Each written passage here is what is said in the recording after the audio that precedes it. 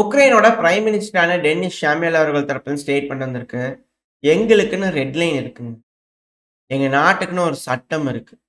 நாங்க ஈரோப்ல இணையணுன்ற ஆசை இருக்கு. அதுக்கு எந்த ஒரு பிரச்சனையும் வந்துறக்கூடாது. ஈரோப்ல இருக்கிறவங்க ஈரோப்பியன் தலைவர்களுக்கெல்லாம் எந்த ஒரு பிரச்சனையும் இருந்துறக்கூடாது. நாங்க ஒரு டீல் போடுறோம் அப்டின்னா, இதெல்லாம் நாங்க கன்சிடர் பண்ணுவோம். இது 2 பாயிண்ட்டா இன்னொரு பாயிண்ட் இருக்கு. மிக முக்கியமான ஒரு பாயிண்ட். டீல் பார்ட்னர்ஷிப்பா இருக்கணும். ஒரு ஒப்பந்தம் போடுறோம்னா, அது பார்ட்னர்ஷிப் முறையில இருக்கணும். சமமா இருக்கணும். இரு தரப்புலயுமே சமமா இருக்கணும். அது என்னது அது? சும்மா உங்களுக்கு வந்து அதிகமா பங்கு, நீங்க தான் முடிவெடுப்பீங்க. இது என்னது இது? அப்படிலாம் இல்ல. இதுதான் ரெட் லைன் புரியுதுங்களா? இத தாண்டி நீங்களும் வரக்கூடாது, நானும் வரமாட்டேன். அப்படிங்கிறது போல, உக்ரைன் தரப்பு வந்து மிரட்டல்கள் போயிருக்கு. யாருக்குன்னு கேட்டீங்கன்னா, அமெரிக்காக்கு. ஆனா இதே அமெரிக்காக்கு ஜெலன்ஸ்கி அவர்கள் ஒரு ஆஃபர் வச்சுக்கிறார். உங்ககிட்ட இருந்து நான் வேணா அதிக அளவுல ஆயுதங்கள் வாங்கிக்கிறேன். அதெல்லாம் வந்து பிரச்சனை இல்ல. பெரும் அளவுல ஆயுதங்கள் வாங்கிக்கிறேன். மிலிட்டரி எய்ட் வாங்கிக்கிறேன். அப்படின்னு ஜெலன்ஸ்கி அவர்கள் சொல்லியிருக்கிறாரு. ட்ரம்ப் அவர்கள்ட்ட இருந்து எய்டா எதுவும் கிடைக்காது. கடன், கடன், கடன் அப்படிங்கிறது போல ஃபுல்லா கடனா வாங்கிட்டாய்ங்க அப்படின்னா, ஜெலன்ஸ்கி அவர்கள். அடுத்து பைடன் அவர்களோட அரசாங்கம். பைடன் அவர்கள் இல்ல, அது கமலா ஹாரிஸ் அவர்கள் வராங்க. டெமோக்ராட்ஸ் வராங்க அப்படின்னா, ரிபப்ளிகன்ஸ் இல்லாம தள்ளுபடி பண்ணிருங்க அப்படிங்கிறது போல நெருக்கடிகள குடுத்து பண்ண வச்சிரலாம். அப்படிங்கிற ஒரு யோசனையில இருக்கிறாரா என்னமோ தெரியல. பட் ஆனா இப்போ ட்ரம்ப் அவர்களை எப்படி சமாதிக்க ச சம்மதிக்க வைக்கணுமோ, அதுக்கேத்த மாரி ஜெலன்ஸ்கி அவர்கள் காய்கள் நகர்த்துறாரு அப்படிங்கிறது கொஞ்சம் புரியுது. இப்ப அவர் என்ன கேட்கிறாரு அப்படின்னா, மிக முக்கியமா இந்த ராம்ஸ்டெயின் மீட்டிங்ல 10 ஏர் டிஃபென்ஸ் சிஸ்டம் வேணும். Patriot system. அதுக்கான வழிகள் பாருங்க. அதுக்கு வேணுங்கிற விஷயங்கள்லாம் பாருங்க அப்படிங்கிறது போல, அவர் தரப்பு வந்து கோரிக்கை எல்லாம் வந்திருக்கு. ஏன்னா, பாதுகாப்பு பெருமளவுல வேணும். ஏன்னா, இப்ப திரும்ப வந்து பார்த்தீங்கன்னா, உக்ரைன் லார்ஜ் ஸ்கேல் அட்டாக் பண்ணாங்க. இப்ப கன்டினியூஸா 2, 3 நாளா வந்து பார்த்தீங்கன்னா, ரஷ்யாக்குள்ள பெருமளவுல தாக்குதல் பண்ணிட்டு இருக்காங்க. அதுவும் மார்ச் 9ல வந்து பார்த்தீங்கன்னா, சாரி ஏப்ரல் 9ல வந்து பார்த்தீங்கன்னா, ரஷ்யாவோட மாஸ்கோ ஒப்லாஸ்ட்க்குள்ளேயே வந்து பார்த்தீங்கன்னா, மாஸ்கோன்றது கேப்பிட்டல். மாஸ்கோட ஒப்லாஸ்ட் இப்ப எப்படி தமிழ்நாடு ஒரு ஸ்டேட்ன்னு சொல்றோம். ஸோ அதுபோல வந்து பார்த்தீங்கன்னா, மாஸ்கோன்றது ஒரு ஸ்டேட்ன்னு வச்சுக்கங்க. ஸோ அது ஸ்டேட்டோட கேப்பிட்டல்ல மாஸ்கோ. மாஸ்கோன்றது ஒரு தனி டவுன். அது தனி ஒரு பகுதியா இருக்கு. ஸோ அந்த பகுதிக்கு உட்பட்ட சில பகுதிகள் இருக்கும் இல்லையா? ஸோ அந்த பகுதிகள்லாம் ட்ரோன்கள் போயிருந்திருக்கு பெருமளவுல. ஸோ அந்த ட்ரோன்கள்லாம் டவுன் பண்ணியாச்சு அப்படிங்கிறத ரஷ்ய தரப்பு சொல்றாங்க. தோராயமா ஒரு 90 ட்ரோன்கள் கிட்ட வந்து பார்த்தீங்கன்னா, உக்ரைன் தரப்பு வந்து ஏவியிருக்கலாம். ஸ்டேட்மெண்ட் ஏதாவது வந்துச்சுன்னா பார்க்க ஆரம்பிக்கலாம். இப்போதைக்கு வீடியோ பதிவுகள் மட்டும் வந்துட்டு இருக்கு. அது கூடவே சில பகுதிகள்ல தாக்குதல் நடந்திருக்கு. ஆயில் ரிஃபைனரீஸ், பேஸஸ், எலக்ட்ரிக் இன்ஃப்ராஸ்ட்ரக்சர் மேல தாக்குதல் பண்றாங்கன்னு குற்றச்சாட்டு ரஷ்யா தரப்பு வந்து தொடர்ந்து வச்சுக்கிட்டு தான் இருக்காங்க. இப்ப அட் த சேம் டைம்ல வந்து பார்த்தீங்கன்னா, பிரியான்ஸ்க் பைல்லாம் வந்து பார்த்தீங்கன்னா, தாக்குதல் பண்ற மாரியான வீடியோ பதிவுகள் வந்திருக்கு. உக்ரைன் தரப்பு வந்து மிசைல்கள ஏவி விட்டுட்டு இருக்காங்க. பெருமளவுல தாக்குதல் பண்றாங்க. இதுபோல பண்றாங்கன்னா, ரஷ்ய தரப்பு வந்து ரியாக்ஷன் இருக்கும்ல? இருக்கு. உக்ரைனோட கேப்பிட்டலான கீவ்ல வந்து பார்த்தீங்கன்னா, தாக்குதல் பண்ணிக்கிறாங்க. பெருமளவுல வெடி விபத்துகள் கேட்டுக்கிட்டு இருக்கு அப்படிங்கிற போல வீடியோ பதிவுகள் வருது. அட் த சேம் டைம் டின்ப்ரோ பெட்ரோவிஸ்க்ல வந்து பார்த்தீங்கன்னா, டின்ப்ரோ பகுதியில வந்து பெருமளவுல தாக்குதல் பண்ணிக்கிறாங்க ரஷ்ய தரப்பு வந்து. அதுக்கான வீடியோ பதிவுகள்லாம் வந்துகிட்டு இருக்கு. ஆனா என்ன இழப்பு? எந்த இடத்துல நடந்துச்சு? அப்படிங்கிற எந்த ஒரு தகவலுமே இப்போ வரைக்கும் வரல. இந்த பதிவு ரெக்கார்ட் பண்ணிட்டு வர வரைக்கும். இன்கேஸ் வந்துச்சுன்னா, அடுத்த பதிவு இருக்கு இல்லையா? மத்தியான பதிவு. ஸோ அதில பார்க்க ஆரம்பிச்சிடலாம். எத்தன ட்ரோன்கள் ஏவி இருக்காங்க? இது மாரி விஷயங்கள்லாம். தாக்குதல்ங்கிறது இரு தரப்புலயும் பெருமளவுல இருக்கு.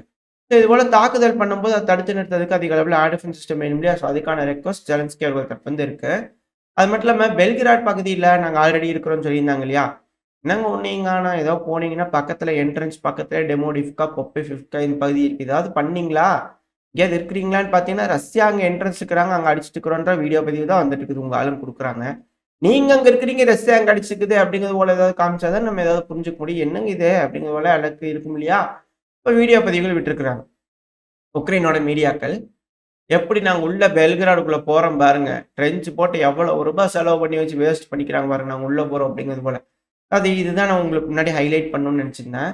இந்த ட்ரென்ச்சு, டிராகன் ட்ரென்ச்சு இந்த இடத்துலலாம் இருக்குல்ல, இந்த இடத்துல இன்னும் சண்டை பிடிக்காம, ரஷ்யன்ஸ் கொஞ்சம் பின்வாங்கி போய் ரிலையபிளான பொசிஷன்ல நின்னு கொரில்லா வார்ஃபேர்ல அட்டாக் பண்றாங்க. அதாவது பக்கத்துல இருக்கக்கூடிய டவுன்ஸ். அது எல்லாத்தையும் வெல் கனெக்டடா வச்சுக்கிறாங்க. மரவரிசைகள், காட்டுப்பகுதி. ஸோ இது எல்லாத்தையும் ரஷ்யா அவங்களோட கட்டுப்பாட்டுக்குள்ள எடுத்துக்கிறாங்க. அதுவும் ரொம்ப ரிலையபிளான பொசிஷன். இனிஷியலா கொஞ்சம் உள்ள விடுறாங்க. ஸோ அப்படி உள்ள விடும்போது லைன் கட்டி எல்லாம் வருவாங்க. ஸோ அப்ப வச்சு எல்லாத்தையும் செய்யலான்னு. ஏன்னா ஒரு பகுதிக்கு தானே காட்டுறீங்க. இதுக்கு அடுத்த பகுதியில நம்ம அந்த டைம்லயே பார்த்தோம். இது ஒண்ணும் புது வீடியோ கிடையாது. மார்ச் மாசத்துல எடுக்கப்பட்ட வீடியோ இது. உக்ரைனோட டேங்க் எல்லாம் உள்ள வந்திருக்கு. லைன் அந்த இடத்துலயே வந்து பார்த்தீங்கன்னா, கொளுத்தி விட்டுருப்பாங்க. உள்ள என்ட்ரன்ஸ்லயே வந்து பார்த்தீங்கன்னா, பெருமளவுல கொளுத்தி விட்டுருப்பாங்க. அதுக்கான ட்ரோன் வீடியோஸ்லாம் நம்ம பார்த்துருப்போம். நம்ம மேப் வீடியோல திரும்பி ஒரு தடவ பார்ப்போம். ஆனா, இது போல நாங்க உள்ள வந்திருக்கிறோம் அப்படிங்கிற சொல்றாங்க. இப்போ பிரியான்ஸ்க் பகுதி இது போல தாக்குதல் பண்ணிக்கிறாங்க. ஒருவேளை பிரியான்ஸ்குள்ளயும் போவாங்களா அப்படின்ற கேள்விகள் வருது. கூடிய சீக்கிரத்துல அந்த பகுதியில ஒரு அஃபென்சிவ் ஆப்பரேஷன் எடுத்தாலும் உக்ரைன் தரப்பு வந்து ஆச்சரியப்பட்டுக்கலாம். எடுக்கலாம். ஆனா இப்ப எந்த பகுதியும் பிடிக்க முடியாது. அதான் இங்க இருக்கக்கூடிய விஷயம். ஏன்னா இந்த கர்ஸ்க் மாரி ரொம்ப தூரம்லாம் டீப்பா உள்ள விடுறதுக்குலாம் ரஷ்யா இந்த அளவுக்கு தயாரா இல்ல. இந்த பகுதி எல்லாத்துலயும் ஒரு அஃபென்சிவ் ஆப்பரேஷன் பண்ணாலும் ஆச்சரியப்படுறதுக்கு இல்ல அப்படின்னு சொல்லப்பட்டு வருது. வெயிட் பண்ணி பார்ப்போம் என்ன நடக்க போகுதுன்ட்டு. ஸோ இது போல இந்த ரிலையபிளான பொசிஷன்ல நின்னு அக்ரஷன் காட்டுறதுனால, கொரில்லா வார்ஃபேர் முறைய யூஸ் பண்ணி தாக்குதல் பண்றதுனால, உக்ரைனால எந்த பகுதியும் வந்து பிடிக்க முடியறதில்ல. இதத்தான் உக்ரைன் செஞ்சிருக்கணும் அப்படிங்கிறத நம்ம முன்னாடி சொல்லியிருந்தோம். அத விட்டு ட்ரென்ச்ச கட்டி வச்சுட்டு, ட்ரென்ச்சுக்கு முன்னாடி நின்னு சண்டை புடிச்சுட்டு, ஆனா இப்போ ஒரு வீடியோ பதிவு வந்திருக்கு. ஜாப்ரோசியா பகுதியில ட்ரென்ச் கட்டிக்கிறாங்க. அதிநவீனமான ட்ரென்ச்சுங்க. ஃபுல்லா முன்னாடி மாரிலாம் கிடையாது. ஏதோ மண்குழி ஏதோ எலி வங்கு வச்சு வச்சுக்கிற மாரி நின்னுட்டு அந்த இடத்துல சுடுற மாரிலாம் இல்ல. இப்பலாம் எல்லாம் ஸ்டீல், கான்கிரீட்டு மேல இருந்து எல்லாமே கவர்டு. ட்ரோன் கூட வந்து உள்ள விழுந்துறக்கூடாதுன்றதுக்காக எல்லாமே கவர்டு. ஸோ இதோட பயங்கரமான ரெடி பண்ணி தான் வச்சுக்கிறாங்க உக்ரைன் தரப்புலருந்து. என்ன ரஷ்யா தான் வந்து அத எடுத்துக்கிறாங்க. அதான் இங்க இருக்கக்கூடிய விஷயம். நான் அந்த ட்ரென்ச்ச கூட ரஷ்யா யூஸ் பண்றதில்ல. ஏன்னா இப்பலாம் வந்து பார்த்தீங்கன்னா, ட்ரோன்கள் அதாவது கொஞ்சம் பெரிய சைஸ் ட்ரோன்ல துப்பாக்கி வைக்கலாம். எல்லாம் ஓகே. எல்லாம் புரிஞ்சுக்கலாம். ஆனா இப்போ எஃபிவி ட்ரோன்கள ஷாட்கன் வச்சு டெஸ்ட் பண்ணிட்டு இருக்கிறாங்க ரஷ்ய தரப்பு. இதெல்லாம் எங்க போய் முடியறது? என்ன நடக்க போகுதுன்னே தெரியல. எந்த அளவுக்கு உயிர் சேதங்கள் இருக்கும் அப்படிங்கிறது போல இருக்கு. குண்டுகள போட்டுச்சு எஃபிவி ட்ரோன்கள். காமிகாசி ட்ரோனா மாறுச்சு. இது வேணா பண்ணலாம். அது பாம்பர் ட்ரோன்கள்லாம் கொஞ்சம் சைஸ் பெருசா இருக்கும். என்னங்க தம்மா தூண்டு இருக்குது. துப்பாக்கி அட்டை துப்பாக்கி மாரி சும்மா குட்டியூண்டு இருக்கு. அதுல ஷாட்கன்ன வச்சு இவங்க சுடுறாங்க. அது 20 மீட்டர்ல சூப்பரா எஃபெக்டிவா இருக்குன்றாங்க. அதான் ரொம்ப நியர்ல இருந்து தான் சுட முடியும். ஆனா இது எஃபிவி ட்ரோன்கள் அப்படிங்கிறதுனால, போய் ஒருத்தவங்கள மோதணும்னு நீடு இல்ல பாருங்க. காமிகாசி ட்ரோன் அப்படின்னா போய் ஒரு மோதணும் அவங்க மேல. கொஞ்சம் பக்கத்துல போய் விழுந்துச்சுன்னா, அந்த வீரர் தப்பிக்கிறதுக்கு வாய்ப்பு இருக்கு. இது போல ஷார்ட் கன் இருக்கு. போய் டப் டப் டப் டப்னு சுட்டுட்டு ரிட்டர்ன் வந்துட்டு இருந்ததுன்னா எப்படி அப்படிங்கிற போல கேள்வி இருக்கு. ரஷ்யா பெருமளவுல தயாராயிட்டு இருக்காங்க. ட்ரோன்களோட வளர்ச்சி அப்படிங்கிறது மிக பெரும் அளவுல இருக்கு. அபரிவிதமா இருக்கு அப்படிங்கிறது இதுல இருக்கக்கூடிய விஷயம். ஸோ இன்கேஸ் ரஷ்யாவோட அஃபென்சிவ் ஆப்பரேஷன் எடுக்கிறாங்கன்னா, என்ன மாரியான வியூகங்கள் கையாளுறாங்க? எவ்வளவு இழப்புகள் நடக்குது? என்ன மாரி எந்தெந்த பகுதியில முன்னேறாங்கலாம் தொடர்ந்து பார்க்க ஆரம்பிச்சிடலாம். திரும்பி நம்ம செய்திகளுக்குள்ள வந்துரலாம். ஸோ ரஷ்யா, உக்ரைன் பிரச்சனையில ரஷ்யா ஒரு அஃபென்சிவ் ஆப்பரேஷன் எடுக்க போறாங்க. இது எல்லாமே எல்லாத்துக்குமே தெரியுது. இப்ப யூரோப் பிரிப்பேர் ஆகணுமா இல்லையா? இப்ப யூரோப்போட ஹை ரெப்ரசன்டேட்டிவ் இருக்கிறாங்க இல்லையா? காஜா காலஸ் அவர்கள். அவங்க தரப்பு ஸ்டேட்மெண்ட்லாம் வந்திருக்கு. ஏங்க நாங்க இந்த வருஷத்துக்குள்ளே 2,000,000 ஷெல்ஸ குடுத்துருவோம். ஆல்ரெடி சொன்ன ஷெல்ஸ குடுங்கப்பா. எ உக்ரைனுக்கு சத்தியம் பண்ணி குடுத்த செல்ஸ குடுத்துருங்க. செக்கா வாங்கி, அதான் கொஞ்சம் கொஞ்சமா செல்ல டெலிவரி பண்ணிட்டு இருக்கிறாங்க. அப்பப்போ போதும் அப்படிங்கிறது மாரி தான் டெலிவரி பண்றாங்க. சொல்றத குடுக்கணும் அப்படிங்கிறது போல இல்ல. ஏன்னா, என்னதான் ரஷ்யா கிட்ட சூப்பர் மெர்சி இருந்தாலும், man power, artillery, fire power எல்லாமே ரஷ்யா கிட்ட சூப்பர் மெர்சி இருந்தாலும், உக்ரைன் கிட்ட கம்மியா தான் இருக்கு. டிஃபெண்ட் தானே பண்ணிட்டு இருக்காங்க. போதும். கொஞ்சம் கொஞ்சமா குடுக்கலாம் அப்படிங்கிற குடுத்துட்டு இருக்காங்க. நீங்க குடுத்துருவீங்களா? அப்படிங்கிறது போல கேள்விகள் இருக்கு. குடுக்குறாங்களா? என்ன செய்றாங்கன்றது பார்ப்போம். ஆனா, இதே யூரோப் வந்து பார்த்தீங்கன்னா, உக்ரைன் வந்து முன்னாடி இந்த போருக்கு முன்னாடி எப்படி இருந்துச்சோ, அதே போல தான் இதுக்கு மேல.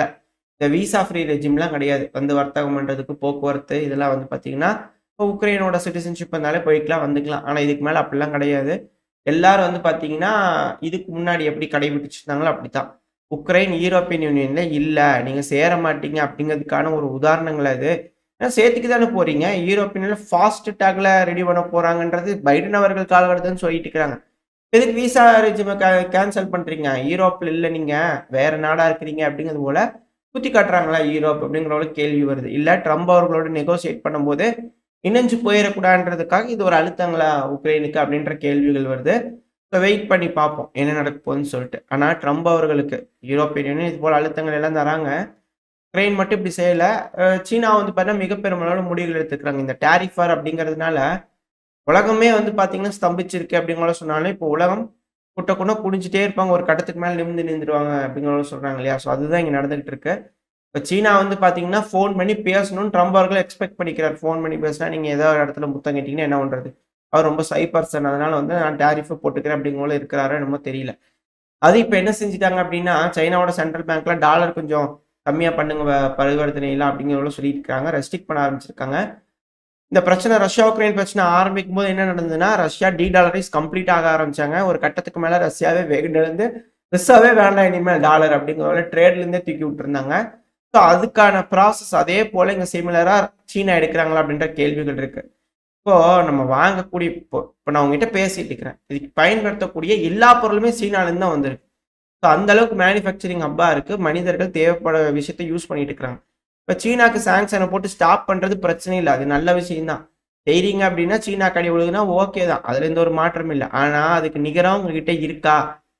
மார்க்கெட்ல 2 பேத்தோட ப்ராடக்ட் சைமல்டேனியஸா பக்கத்துல இருக்கு. ஈக்குவலா இருக்கு. குவான்டிட்டி இருக்கு. அப்படிங்கும்போது நீங்க ரத்து பண்றீங்க, தடை பண்றீங்கன்னா அது ஒரு ஓகே. அது இல்லாம இப்படிலாம் செஞ்சீங்கன்னா எப்படி அப்படிங்கிற ஒரு கேள்வி வருது. ஏன்னா உலகம் ஃபுல்லாவே இந்த பொருட்களோட விலைங்கிறது ரொம்ப அதிக அளவுல இன்கிரீஸ் ஆயிட்டே இருக்கும்.